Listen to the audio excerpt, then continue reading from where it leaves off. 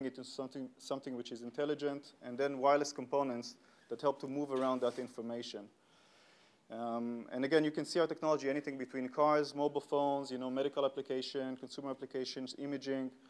But today I'll really focus around the telehealth solution and the medical consumer aspect of what we do. So challenge and opportunity, you probably heard a lot about it today. There's really plenty of opportunity and challenge, and those can be interchanged between the two. If we're looking at the challenges out there, on the industrial nations, we're seeing that there's more and more people that the population is actually aging. Over the course of the next 15 years alone in the US, we will see the population of over 50-year-olds will probably double, okay, from what we know. Healthcare costs are actually rising. We see that every single year that the insurance costs are going up. And also chronic diseases are going up, okay, which is a major thing that creates more and more burden on the medical system.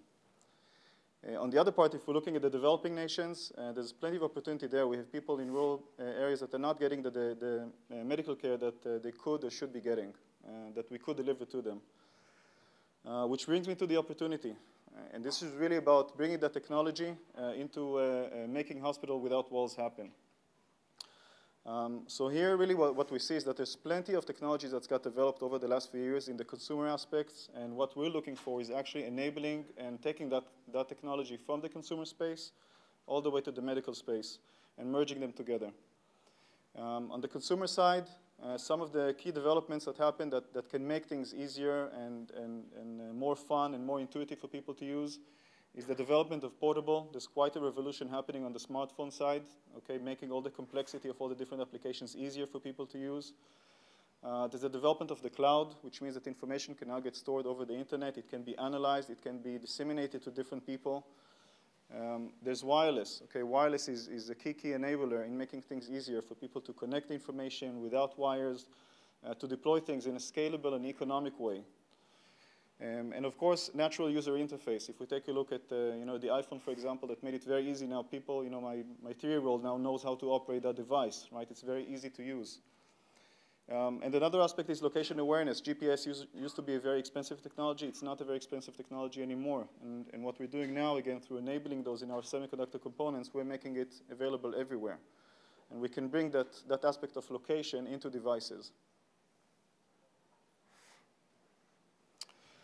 If we're looking from where what environments this can actually be used at, the way we look at it from a TI perspective, we're looking at connecting people, places, and things. If we're looking at hospitals, the opportunity there is to check on patients, right, without having them being connected to cables. Studies shown that when people are actually not connected to the bed, they recover faster, and that's something that can definitely be made easier. So someone can lie in the bed, the information can get collected, and then it can go to the nurse's station over there, and then to the doctor without having the person being kind of uncomfortable where they are. At home, I mean that's really the place where the revolution can happen, where we say about taking the care all the way to the person itself. Information can get collected with sensors, and those can be wireless. Information can get transmitted back to the hospital where the doctor will be sitting over there and understand what's happening with the patient. Again, through the use of wireless technologies and portable technologies. And the other aspect, if we're talking about the aging population, is aging in place, which we believe will be a growing trend. And again, technology can enable that and making that more comfortable. So fall detection, all the thing around wireless weight scales, for example. I mean, weight scale is such a simple thing, but the fact that it's there and people can actually get information and can be registered on every single day. You can get early detection of various diseases without getting to the point that it's already too late. So through the use of these technologies and wireless technology, it can make the peace of mind, okay, for the people actually aging in place and also for the families that are taking care of them. So first, how does this technology work, and again, how it's broken down from a value chain perspective? On the left side, you see that there's medical sensor. We believe that medical sensors will continue to evolve. There's a lot of technologies there around blood glucose meter, blood oximeters that you can get all sorts of different readings. And there's a variety of devices that we're happy to see that are getting more and more wireless, right, from that perspective, and again, making it easier for people to interact with. The other part is what we call aggregation devices. We see a role for a device that will actually collect all that information into something. And there's really two classes of those devices. One of them is we believe, cell phone, and again, maybe even PCs, but cell phones will play a very big role in that. Again, people will use technology that they know and love and is easier for them. So just as one example, this is a phone from Sony Ericsson that was announced a couple of days back. And what they've done, they've actually integrated natively inside this solution ANT protocol. And ANT is a technology that enables ultra-low power communication that can be used for detect. It's mainly for fitness, but there's also some medical application. There's 30 million devices that they ship worldwide. And through the use of ANT, you can now actually run an application, like an app, you can press it, and it will detect information that you do through detecting your blood glucose or through measuring your blood pressure. And that information can now go back over cellular backhaul, through the carrier into the hospital. And first time this is done without dongles, without any, software. All of that complexity is now taken out. And the other piece that we believe will be there is dedicated devices. Here you see that little round thing, but I mean, it can be really a whole bunch of variety of solutions. And we believe that there will be dedicated solution because, with all the simplicity and the very nice form factor, this is still, complex technology for some people to use.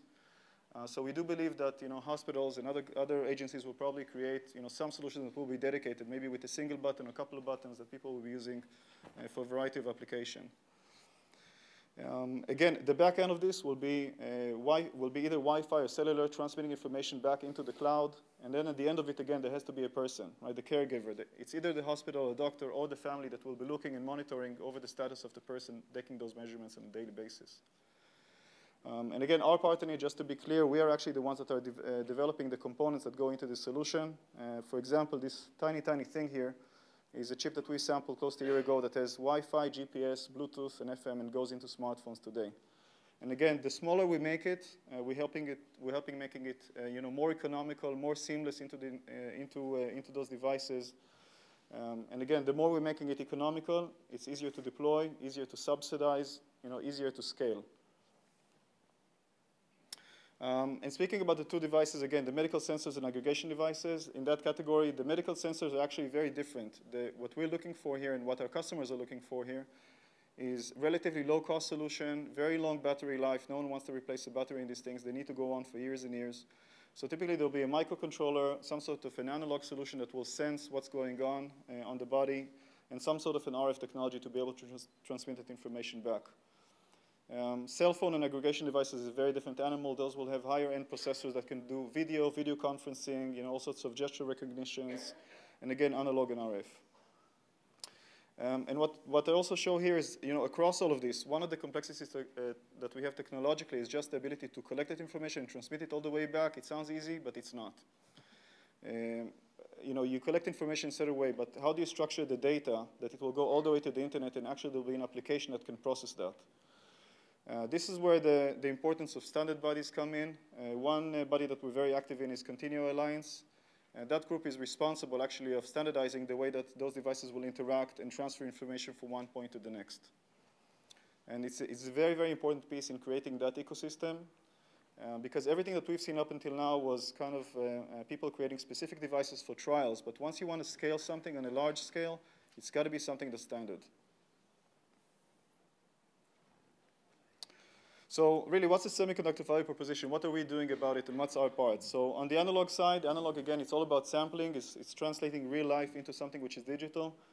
What we're doing here is really increasing the precision of the solution, so the ability to separate out the signal or what's really happening from the noise. One problem, for example, is just doing a measurement, and if someone is moving, okay, it can create a wrong reading. Okay, so the better accuracy you have, the more you're able to filter out that movement. Low power is very important. Again, longer battery life makes it easier for people to use. Okay, they don't have to think all the time about the battery. They don't have to plug it to the wall, making it portable. And high reliability is, of course, very, very important as we look at those technologies. You don't want to have that situation that you're not sure what was the reading and how it really went, and if it's changing over time. The embedded processor is really the heart of those systems typically.